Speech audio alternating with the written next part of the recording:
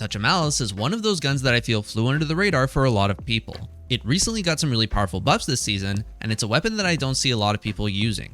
Touch of Malice is the 66th most used exotic in PvE, which is incredibly low, and puts it right above Black Talon and Heir Apparent. Now you could argue that a raid weapon is going to have lower usage compared to other weapons, but even comparing this to other raid exotics, most of them are way above Touch of Malice, like Vex Mythic class, or even Conditional Finality, being in the top 20 most used exotics in PvE, and is currently the second most used weapon in Trials right now. Now Conditional Finality is actually a fantastic weapon in both PvE and PvP, but it does go to show that raid weapons can have higher usage if they're really good. And Touch of Malice is, in my opinion, not only very good, but a lot more accessible of a weapon since it's tied to a free raid.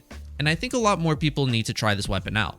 So I want to try out a build that I personally think makes this weapon really powerful.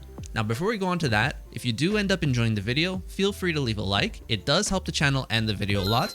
I'm always trying to improve my content, so you can also leave a comment and let me know if there's anything you liked or disliked about the video. So let's quickly talk about some of the buffs it did receive. In PvE, the final round damage got increased to 20%. That's an increase from the double damage it initially got from the final round, making the final round deal 120% damage to an enemy. The amount of self damage was also reduced by 30%, and was changed where the final round will never actually kill you, and always leaves you at 1 HP. They also added an unrelenting style perk, so defeating multiple enemies or defeating powerful ones will recover your health. A lot of these changes are really nice, and it does overall make the weapon feel a lot better to actually use. I think the self damage is still a primary factor as to why people don't actually use it in PvE as much, but the reward incentive is really nice, and if used efficiently, you can mitigate a lot of the risk factor when using this weapon. Now I think the best change here is the fact that the Ball of Darkness now properly deals arc damage and will blind targets with arc blinding effects. This will not only synergize with all your blinding aspects and fragments, but will also stun unstoppable champions. And the fact that this isn't an intrinsic stun gives this weapon a lot more utility in future seasons. If we ever get Anti-Barrier Scout Rifle for example, you'll be able to use this weapon as an anti-barrier weapon, and stun unstoppable champions with the blinding effect. Unfortunately, at the time of this video, we do have Unstoppable Scout Rifle, and Unstoppable Scout Rifle hasn't worked with Touch of Malice for a few seasons now. I don't really know why that is, but it does actually work when equipping a second Scout Rifle. So hopefully they end up fixing that at one point. But for now, the blinding effect is still really strong for stunning unstoppable champions. And because it is arc blinding, the best subclass to use with Touch of Malice with is Arc. And specifically Arc Warlock has some nice interactions with this weapon. Mostly because Arc Warlock can spam Arc abilities, you should always have a healing rift as long as you're making ionic traces. Arc Warlock is also the only class in the game with aspects that can relate to blinding. Electrostatic Mind will create ionic traces when defeating targets with abilities, when defeating jolted targets, or even blinded targets. And this is perfect with Touch of Malice, because it does cause arc blinding. So it really is the only kinetic weapon that does act like an arc weapon in that way. Similar to how Conditional Finality can also act as a solar weapon and synergize with your solar fragments, even though it's in the kinetic slot. Now what really makes this weapon great with Arc Warlock is the fact that you can blind groups of enemies, and when defeating those groups of enemies, they all create ionic traces for you.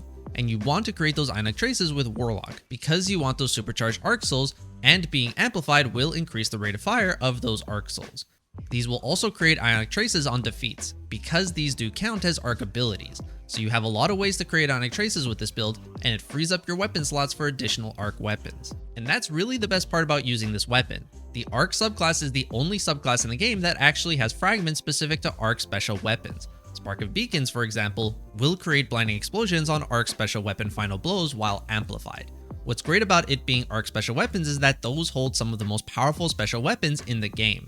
It includes things like Loaded Question, Tachyon Force, which is a weapon I've been using a lot this season, and Forbearance, just to name a few. All of these weapons will gain blinding effects when paired with the Touch of Malice and this build. And the blinding effects don't actually stop there. Spark of Brilliance will create blinding explosions when defeating targets with precision hits, and this effectively allows your Touch of Malice to go even further beyond and turns it into a stronger blinding weapon. You can blind groups of enemies with the Touch of Malice's Ball of Darkness, and defeating those enemies with precision hits will create blinding explosions. It's because of all of these working together, you can fully create a blinding build around Touch of Malice. And just to talk about some of the other fragments, Spark of Shock is one of the best Arc Warlock fragments in the game, since it gives your pulse grenades jolting, which not only increases its damage, but will create more ionic traces for you. And if you have Spark of Ions, you'll create additional ionic traces, one from Electrostatic Mind and the other from this fragment.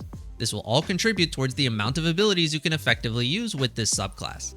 So let's move on to the choice of exotic. There's actually a lot of exotics you can use here, and I'm always constantly switching between these three.